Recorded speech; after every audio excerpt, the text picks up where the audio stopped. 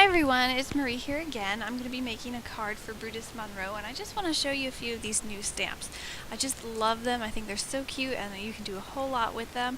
I'll be using this one today. It's called Love Sailing, but I wanted to give you a peek at some of these other stamps, and you'll see some of these stamps in the blog on Brutus Monroe this week. A lot of our team members are using those stamps, so go over there if you want to see what else is being done with the stamps. First of all, I'm going to stamp it out using my Misty. I like to stamp my stamps several times because I really like that crisp black image that you get.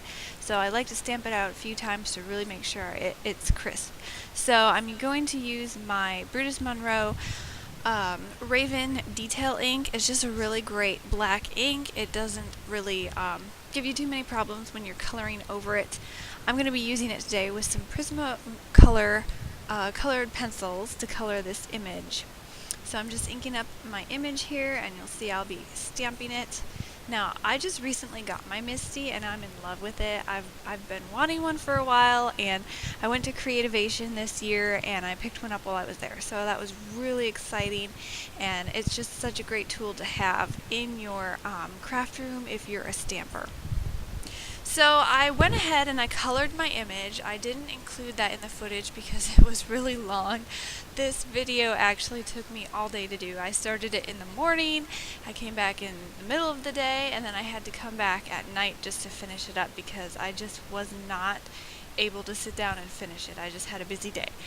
So anyway, after I colored my image, I went back and I stamped it again because sometimes you get some of that waxy buildup over your image, and it kind of makes the lines a little bit dull. So I went ahead and I stamped it again. Now I have a white gel pen, and I'm adding in little details here and there on the stamp. I just think it's really nice to have a white gel pen in your stash because especially when you're coloring stamped images, it's nice to add a little bit of that detail. I think a little bit of that white really makes it pop.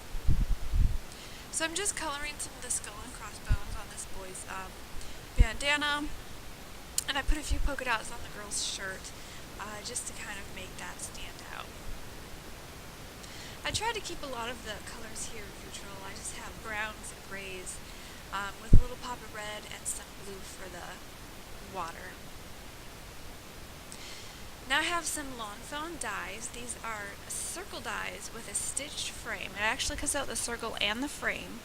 I don't need the frame today, I just need the circle. So I'm going to go and center that on my image, and you can see that it doesn't center completely on the page, so I'm going to have to cut off a little bit of that side, but that's okay because I'm just going to arrange it on my card base sort of off to the side anyway.